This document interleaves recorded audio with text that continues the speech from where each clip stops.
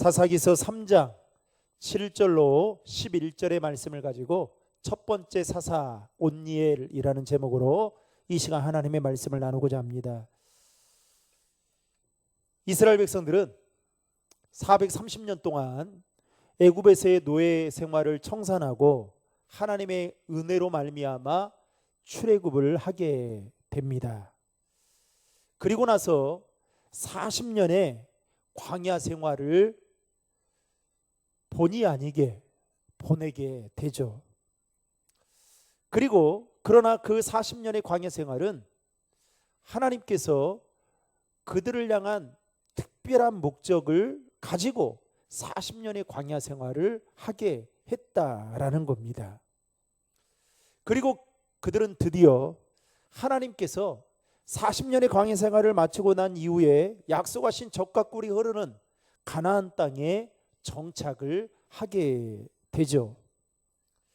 야곱이 창세기 50장에 보면 이제 야곱이 그 가족들을 데리고 애굽으로 이주한 이후에 무려 470년, 430년 애굽의 노예 생활했고 40년 그 광야 생활을 했으니까 470년의 세월이 흐르는 동안 이스라엘 공동체는 민족은 있지만 나라가 없었기 때문에 아마도 가나안 땅에 정착했을 때의 그 감격은 이루 말할 수 없었을 것입니다.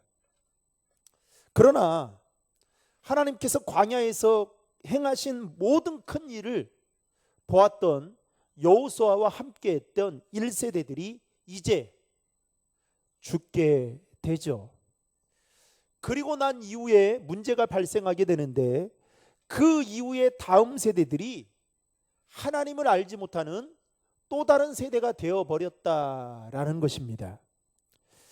다른 세대가 되어버린 그들은 하나님께서 말씀하신 가나안 족속들을 쫓아내지 않았고 그들과 함께 어울려 지내면서 심지어는 통혼하까지 하면서 하나님을 버리고 이방 신상을 섬기게 되는 죄를 범하게 됩니다. 그래서 하나님은 그들을 징계하고자 그 주변에 있던 이방 나라들을 통해 하나님의 선민이었던 이스라엘 백성들을 괴롭게 하게 되죠.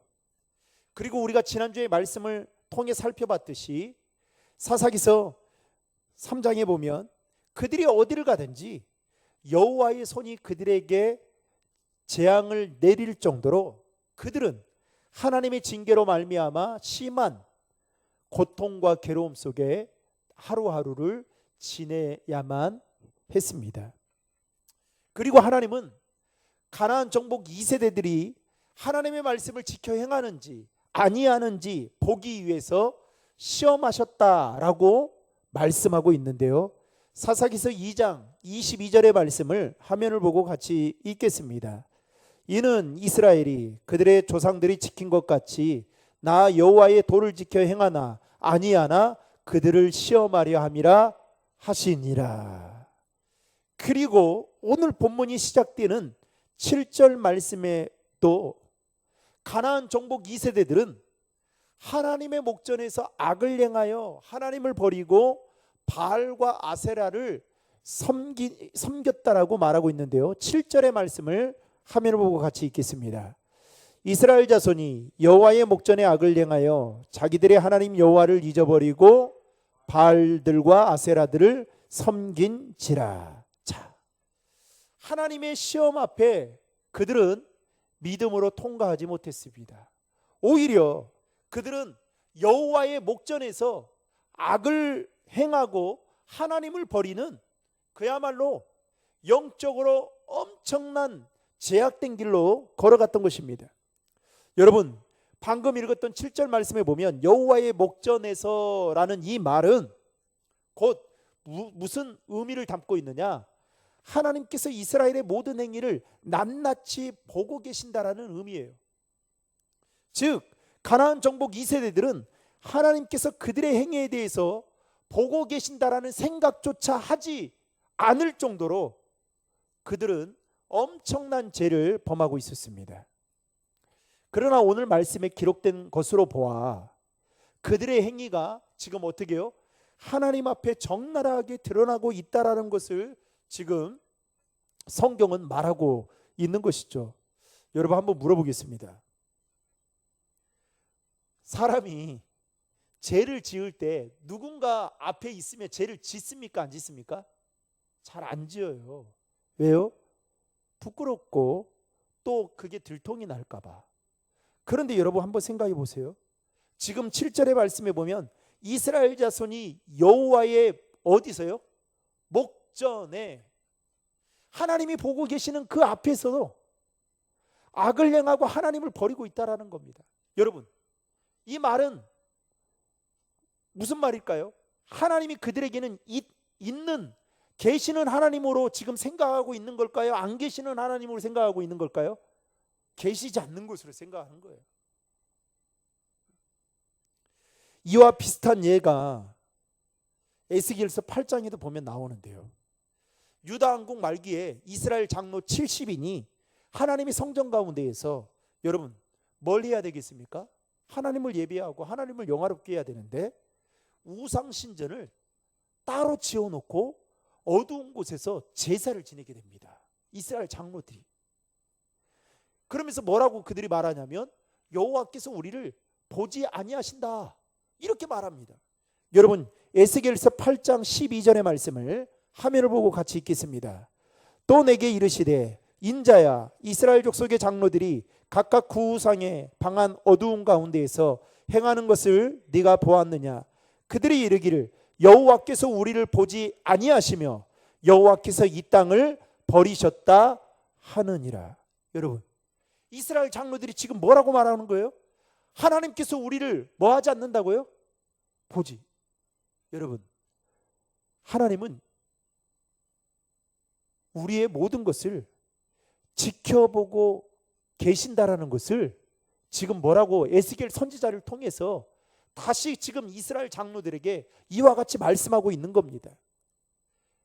흔히 사람들은 성도들 중에도 하나님이 우리의 눈에 보이지 않는다고 안 계시고 또 우리를 안 보시는 것이 아니다라는 거예요. 그런데 어떤 분은 또 이렇게 말해요. 하나님이 당장 그 내 눈앞에 안 계시니까 이제 이런 거죠. 권면을 해요. 권사님, 집사님 절대 그렇게 하면 안 돼요. 이렇게 하면 하나님이 기뻐하지 않아요. 이렇게 말하면 어떻게 반응하냐면 아니 하나님이 마치 하나님이 당장이라도 지금 오시지 않고 안 계시니까 아주 이렇게 무섭지 않는 이야기들을 반응들을 할 때가 있습니다. 저도 깜짝깜짝 놀랄 때가 많아요. 여러분 저는 이제 목회자지만 제가 늘 이야기하는 게 제 얼굴에 침 뱉는 것 같은 이야기인데요. 지금도 사회에서 세상적인 그 상식선에서 볼 때에 이해가 되지 않는 일들이 교회 안에서 은혜라는 이름으로 버젓이 일어날 때가 있잖아요. 그 중에 하나가 뭡니까? 세습이에요. 세습. 그러면 여러분 세습은 여러분들이 볼 때 세습은 좋은 의미입니까? 그냥 의미 자체가 안 그래요. 저는 진짜 세습을 하기를 원하는 목회자가 있으면 시골교회 그 목회하는 데 세습하십시오. 이렇게 말하면 아마 행동이 달라질 거라고 저는 생각해요.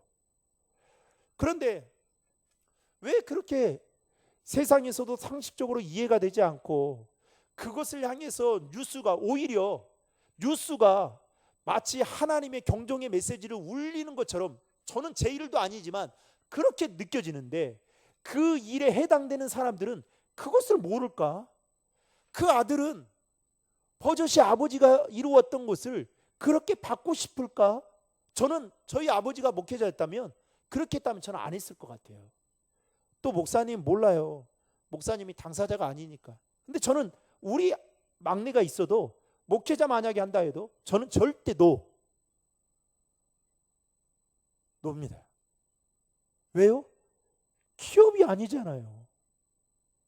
기업이 아니잖아요. 내가 일군 겁니까? 아니죠. 하나님이 은혜를 베풀어 주셔서 그만큼의 교회가 성장하게 된 거예요. 아니, 그 공로를, 그 업적을 무시하고 싶은 게 아닙니다. 그것은 하늘나라에 가서 상급으로 받으면 되는 거예요.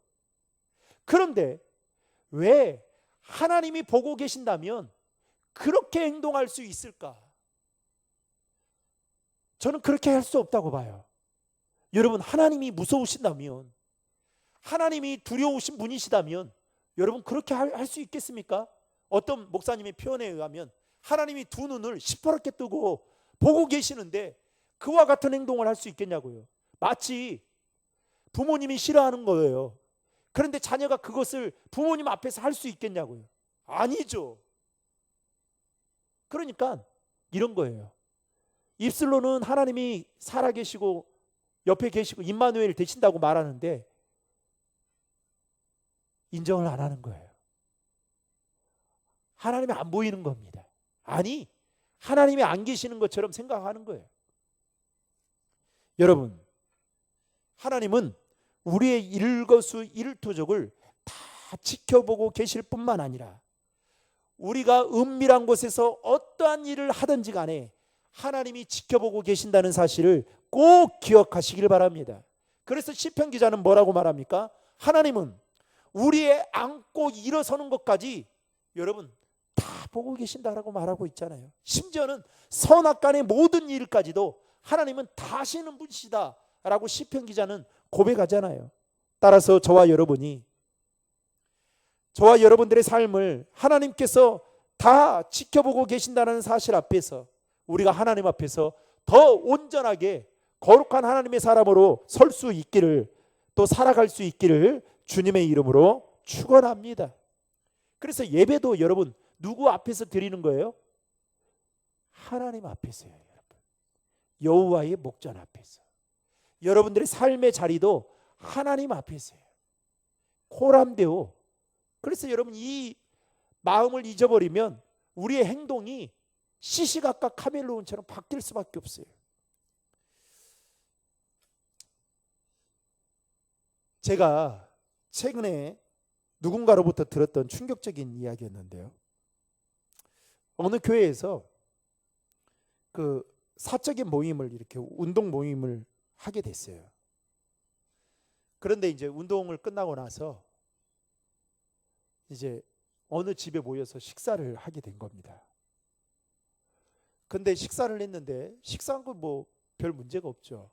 식사하고 이제 서로가 기분이 좋으니까 이제 사진도 찍고 이렇게 해서 그 사진을 홈페이지에 올리게 된 겁니다. 근데 여러분 사진 보잖아요, 교인들이 다. 근데 그 사진을 보니까 그 사진에 식탁 위에 보여서는 안 되는 것들이 쭉 보인 거예요. 거기에는 장로님들이 여러 분 계셨고, 그 다음에 안수 집사님들이 여러 분 계셨고, 집사님들은 몇 명 되지 않았습니다. 제가 그 이야기를 듣고, 그러면서 그 이야기를 하면서 그 이야기를 듣고 제가 참 기가 막히다. 어떻게 그 일이 그렇게 버젓이 일어날 수 있을까? 그리고 아무렇지 않게 그냥 개인적으로 혼자서 그렇게 하면 괜찮은데 왜 그 식탁 위에 제가 표현을 안 하겠습니다. 그것들을 올려놓고 했을까? 저는 그분들이 이것을 잊어버린 것 같아요. 하나님의 목전에서 여러분, 하나님이 우리의 모든 것을 다 지켜보고 아시고 단지 여러분 참는 것뿐이지. 이게 저도 마찬가지예요. 저도 제가 성도들을 그 눈 가리고 아웅하는 식으로 이렇게 여러분들 모르게 딴짓 할 수도 있잖아요. 그렇잖아요. 그런데 여러분 두려운 게 뭔지 아세요? 하나님이 지켜보고 계시기 때문에 그래요. 내 부모님은, 내 아내는 몰라도 하나님은 다 지켜보고 계시는 거예요. 그런데 오늘날 많은 그리스도인들이 이 사실을 놓친 채 살아가고 있습니다. 결국 여호와의 목전에서 하나님이 안 계시는 것처럼, 계신다고 머리로는 알고 있지만 실제로는 안 계시는 것처럼 생각하니까 그들이 하나님을 버리고 이방 신상을 섬기게 되는데요. 그래서 하나님이 어떻게 하시느냐, 오늘 본문에 보면 여러분 사사기의 패턴이 있죠. 그 다음에 뭡니까? 죄를 범하면 징계가 이제 임하게 되는데, 오늘 하나님께서 보면, 성경에 보면 진노하사 징계를 하시는데 8절 말씀을 다 함께 화면을 보고 있겠습니다. 여호와께서 이스라엘에게 진노하사 구산 니사다임의 손에 파셨으므로 이스라엘 자손이 구산 니사다임을 8년 동안 섬겼더니, 하나님이 진노하사, 지금 보세요, 진노하사 징계를 하셨는데 그 징계가 뭡니까? 이방 주변에 있는 메소포타미아의 왕 구사 리사다임의 손에 이스라엘 백성들을 치게 만든 겁니다. 그런데 그 시간이 무려 몇 년이다고요? 8년. 여러분 10년이면 강산도, 요즘에는 1년도 뭐 강산이 바뀐다고 하는데, 여러분 8년이면 어마어마한 시간 동안 괴롭힘과 고통 속에 살았던 거예요. 그런데 놀라운 것은 성경에 보면 어느 곳도 가나안 정복 2세대들이 이러한 8년의 시간을 보내면서 하나님 앞에 회개했다라는 말이 1도도 언급되지 않고 있습니다. 그러니까 정말 선민이긴 했지만 하나님을 전혀 모르는 백성들이었던 것이죠. 여러분 회생, 회복 불가라는 단어 아십니까? 그야말로 회복 불가입니다. 답이 안 보이는 거예요. 여러분 우리 삶에 때로는 힘들고 어려운 일이 있으면 어떻게 해야 돼요? 나를 돌아봐야 돼요. 내 신앙을, 그리고 내 삶을 돌아봐야 돼요. 그래서 어떻게 해요? 하나님과 나와의 관계가 얼마나 친밀한지 돌아봐야 됩니다. 목사님 저도 마찬가지고요. 결국 그 고통이 얼마나 심했던지 이스라엘 백성들이 하나님께 부르짖게 됩니다. 회개가 아니고요, 부르짖어요. 그러니까 하나님이 어떻게 하느냐, 여러분 그래도 하나님은 참 사랑이 많으신 분이에요. 어떻게 하느냐, 그들을 불쌍히 여기셔서 그들을 구원하실 사사를 세우게 되는데, 그 오늘 우리가 읽었던 본문에 나오는 그 첫 번째 사사가 누구였느냐, 바로 온니엘이었습니다. 여러분 9절의 말씀을 화면을 보고 같이 읽겠습니다. 이스라엘 자손이 여호와께 부르짖음에 여호와께서 이스라엘 자손을 위하여 한 구원자를 세워 그들을 구원하게 하시니 그는 곧 갈렙의 아우 그나스의 아들 온니엘이라. 아멘. 사사라는 이 말의 이 언어적인 의미는 1차적으로는 재판관이라는 뜻을 가지고 있습니다. 그러나 그 재판관의 그 뜻을 넘어서 사사는, 당시 사사의 직무는 어떤 일이었느냐, 외적이 침입해 올 때에 이스라엘 백성들을 지휘해서 그 외적을 물리치게 하는 일을 감당했던 자들이 바로 사사였습니다. 그런데 오늘 온니엘이 이스라엘을 구원할 첫 번째 사사로 하나님께 부름을 받았다는 것이죠. 여호수아 15장에 보면, 그러면 온니엘은 어떤 사람일까? 여호수아 15장에 보면 유다 지파와 갈렙이 헤브론을 치러 이제 가게 됩니다. 그때 갈렙이 기라세벨을 치는 사람에게 자신의 딸을 주겠노라고 그때 이렇게 약속을 합니다. 바로 그 말을 듣고 담대하게 나가서 기라세벨을 쳐서 승리로 이끌었던 사람이 누구였느냐? 온니엘이었습니다. 온니엘. 여호수아 15장이, 그래서 여호수아 15장에 보면 온니엘이 첫 번째 나와요. 그리고 나서 그 갈렙의 딸 악사를 온니엘이 아내로 맞이하게 됩니다. 자, 그러니까 온니엘은 갈렙의 뭐예요? 사위죠. 여러분 여호수아 15장 16절과 17절의 말씀을 화면을 보고 같이 읽겠습니다. 갈렙이 말하기를 기라세벨을 쳐서 그것을 점령하는 자에게는 내가 내 딸 악사를 아내로 주리라 하였더니 갈렙의 아우 그나스의 아들인 온니엘이 그것을 점령함으로 갈렙이 자기 딸 악사를 그에게 아내로 주었더라. 아멘. 이처럼 온니엘은 기라세바를 칠 만큼 담대한 자였고, 심지어는 가나안 정복 전쟁 당시에 여호수아와 함께 활약했던 믿음의 사람이었습니다. 게다가 오늘 본문 10절 말씀에도 보면 갈렙에게 여호와의 영은 뭘까요?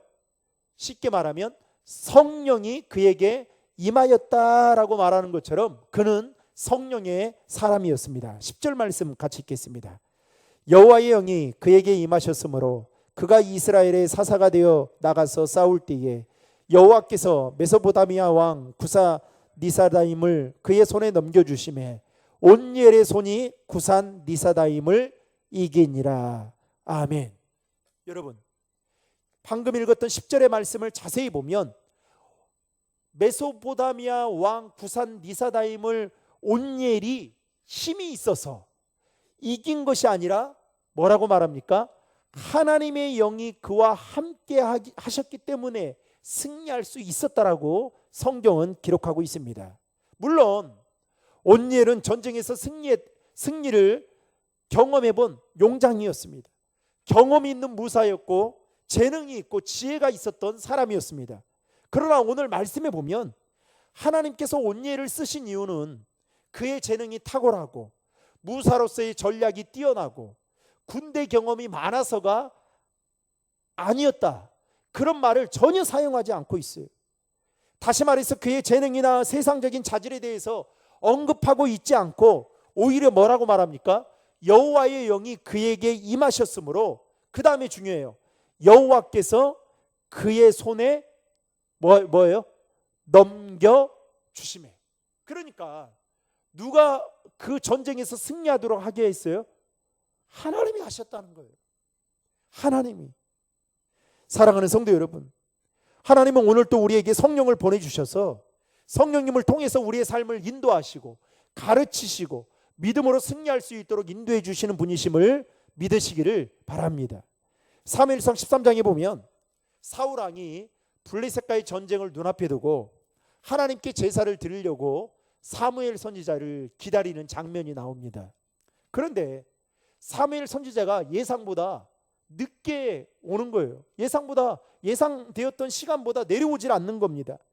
전쟁을 해야 되겠지, 마음은 불안하지, 또 이스라엘 백성들은 그것으로 인해서 동요가 되고 있지, 술렁술렁거리지.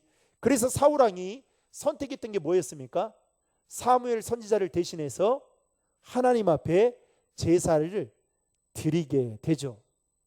그런데 여러분, 아무리 그 당시의 상황이 긴박하다 할지라도 여러분, 선지자가 해야 될 일이 있고 왕이 해야 되는 일이 정해져 있었습니다.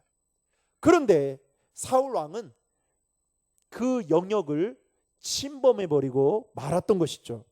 제사를 드리고 나니까 여러분, 머피의 법칙처럼 누가 와요? 참, 사무엘 선지자가 온 거예요. 본인이 큰일 났다고 생각합니다. 그때 하나님이 사무엘 선지자를 통해서 그의 잘못을 깨닫게 하고 거기에서 나온 말씀이 뭡니까? 순종이 제사보다 낫다. 네가 아무리 불안하고 그렇게 해서 제사를 드린들 순종하는 것이 더 낫다라는 말을 거기서 하게 되죠. 그런데 그 모습을 하나님이 다 지켜보셨던 겁니다. 그리고 그 일로 인해 사울은 어떻게 되느냐?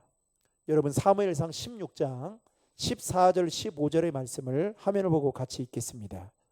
여호와의 영이 사울에게서 떠나고 여호와께서 부리시는 악령이 그를 번뇌하게 한지라. 사울의 신하들이 그에게 이르되 보소서, 하나님께서 부리시는 악령이 왕을 번뇌하게 하온즉. 자, 하나님께 버림받게 되는 그 순간 뭐가 떠났다고요? 여호와의 영, 성령이 그에게 떠나게 되었다는 겁니다. 다윗도 그가 왕이었을 때에 그의 인생의 최대의 오점을 남길 만한 엄청난 죄를 범하게 됩니다. 그 죄는 자신의 충신이었던 우리아의 아내 밧세바를 간음했던 일이었죠. 그것도 부족해서 그는 우리아를 전쟁터의 선두에 보내서 죽도록 만듭니다. 살인까지 더하게 된 거죠. 마치 오늘날로 말하면 청부살이를 하게 된 겁니다. 그런데 시편 63편에 보면 그는 이렇게 이야기해요. 침상에 누울 때도 하나님이 같이 계셨고 새벽에도 하나님이 함께 하신다라고 찬양할 정도로 신실한 믿음의 사람이었습니다. 게다가 시편 139편에 가서는 이렇게 고백합니다. 시편 139편 7절과 8절 말씀을 같이 읽겠습니다. 내가 하늘에 올라갈지라도 거기 계시며 수월에 내 자리를 펼지라도 거기 계시니이다. 내가 새벽 날개를 치며 바다 끝에 가서 거주할지라도. 이게 무슨 말입니까? 다윗은 자신이 하늘에 오르거나 땅에 숨어도 어디든 하나님이 계신다라고 고백하며 하나님을 피하는 것이 불가능하다라는 의미로 이와 같은 고백을 했습니다. 그랬던 그가 뭘 했어요? 엄청난 죄를. 여러분, 이게 다윗도 그렇게 하나님이 계신다라고 고백했던 다윗도 이렇게 큰 죄를 지게 됩니다. 그래서 어떻게 합니까? 하나님이 그의 일거수일투족을 다 지켜보던 하나님께서 나단 선지자를 통해서 그의 잘못을 지적하게 되자 그는 시편에 보면 침상을 눈물로 띄우며 회개하는데 이렇게 고백합니다. 시편 51편 11절의 말씀을 화면을 보고 같이 읽겠습니다. 나를 주 앞에서 쫓아내지 마시며 주의 성령을 내게서 거두지 마소서. 여러분, 다윗은 알고 있었던 거예요. 뭘 알고 있었을까요? 자신의 모든 삶에 동행하시는 성령님이 떠나게 되면 자신의 인생이 불행해진다라는 것을 알았기에 그는 뭐라고 고백하는 겁니까? 주의 성령을 내게서 거두지 마십시오. 여호와의 영을 내게서 거두지 말라고 고백했던 것입니다. 사랑하는 성도 여러분, 우리 일상과 일터는 그야말로 전쟁터와 같습니다. 이 치열한 전쟁터에서 우리는 어떻게 해야 여러분 이길 수 있는 걸까요? 성령께서 우리와 함께 주셔야 이길 수 있다라는 것입니다. 그래서 우리는 성령으로 충만해져야 되는 것이죠.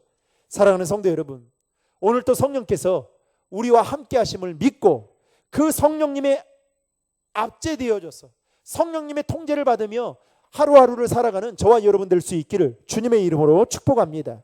마지막으로 한 가지 더 생각해 볼 것은 온니엘이 하나님께 사사로 쓰임 받았을 때의 나이입니다. 여호수아가 죽었을 때 여호수아의 동력자였던 갈렙의 나이가 85세였습니다. 그리고 그의 아우였던 온니엘의 나이는 그 당시에 50세였습니다. 여호수아 죽은 뒤 약 30년의 시간이 지났습니다.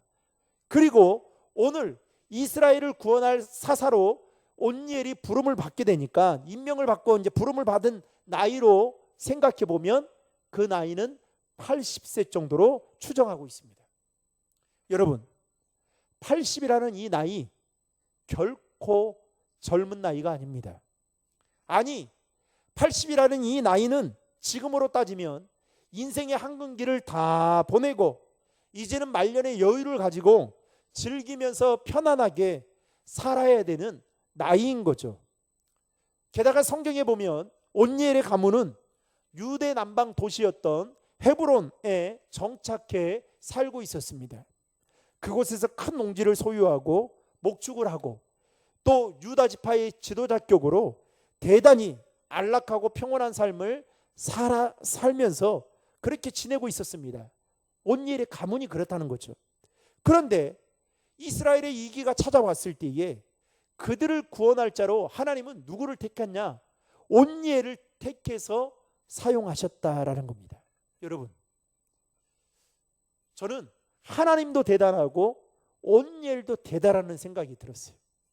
일단 하나님이 대단하신 것은 그 당시 온니엘 말고도 더 재능 있고 능력 있는 자들이 수두룩했을 텐데 어떻게 그 첫 번째 사사로 온니엘을, 여러분 사람은요 첫 번째가 중요해요. 대통령이 딱 되면 그 밑에 이제 사람들을 뽑잖아요. 그때 어떻게 장관들을 뽑고 그러잖아요. 그때 어떻게 해요? 첫 번째 장관이 정말 중요하거든요. 그걸 통해서 이분이 어떤 생각을 가지고 있는지를 알잖아요. 그런 것처럼 첫 번째 사사가 여러분 이 온니엘을 불렀다는 거, 나이만 가지고 놓고 볼 때에 그 온니엘 말고도 수많은 사람들이 있었을 텐데 하나님께서는 왜 그를 그렇게 불렀던 것일까? 게다가 온니엘 역시도 모험하기 힘든 나이이자 자기 희생이 따르는 그 일에 어떻게 이런지하에 거절도 하지 않고 사사로서의 그 일을 감당했던 것을 보면 하나님도 온니엘 역시도 대단한 분이시다라는 것을 우리는 성경을 통해서 알 수가 있습니다. 어찌됐든 간에 온니엘은 이스라엘을 구원할 첫 번째 사사로 부름을 받고 그 사사로서의 역할을 잘 감당한 나머지 그 결과가 무엇이었느냐? 오늘 11절의 말씀입니다. 11절 말씀 같이 읽겠습니다. 그 땅이 평온한 지 40년에 그나스의 아들 온니엘이 죽었더라. 아멘. 여러분, 온니엘 한 사람으로 인해서 어떻게요? 그 땅에 몇 년이 평화가 찾아왔습니까? 40년이라는 엄청나게 긴 시간 동안 평화가 찾아왔다라는 겁니다. 여러분, 40년간 한 나라가 평화를 유지한다는 건 여러분 말처럼 그렇게 쉬운 일이 아니에요. 우리나라의 상황만 돌아봐도 여러분 알 수 있는 거 아니겠습니까? 사랑하는 성도 여러분, 영적으로 암흑기와 같은 그 시대에 하나님은 성령의 사람, 희생의 사람, 순종의 사람이라고 말할 수 있는 온니엘을 이스라엘을 구원할 첫 번째 사사로 부르시고 그들을 구원하시고 그 일을 잘 감당하게 함으로 말미암아 그 땅 가운데 무려 40년의 평안을 여러분 선물로 허락해 주셨다는 거죠. 교회도 그렇더라고요. 제가 많은 교회를 다녀보진 않았지만 제가 교회를 이렇게 다녀보고 또 교회가 부흥하는 걸 보면 여러분 많은 숫자가 필요하지 않습니다. 하나님은 하나님의 일을 행하실 때에 정말 수적으로 막 많은 사람들을 막 모아가지고 그냥 수로 벌써 겁을 주고 그러신 분이 아니에요. 여러분 기도원의 300용사만 봐도 그렇지 않습니까? 정말 믿음으로 하나님 앞에 바로 서고 하나님의 말씀 앞에 순종하기를 원하는 정말 심지가 고든 그 한 사람을 통해서 하나님은 교회를 이끌어 가시고 그 일을 행하시더라고요. 그게 목사가 될 수 있고 그게 저와 여러분이 될 수 있어요. 저는 그 한 사람이 저와 여러분이 되시기를 주님의 이름으로 축복합니다. 그래서 여러분 우리가 그냥 묵묵히 여호와의 목전 앞에서 행하듯이 죽게 하듯 하면 되는 거예요. 남 시선 의식할 필요 없습니다. 하나님 앞에 우리가 나아가면 하나님께서 우리를 통해 우리 교회 가운데, 여러분의 가정 가운데, 여러분의 자녀들 가운데, 여러분의 일터 가운데 하나님께서 주시는 그 평화의 선물이 분명히 있게 될 것입니다. 바라기는 그 은혜가 저와 여러분의 머물고 있는 삶의 자리 가운데 함께 하시기를 주님의 이름으로 축원합니다.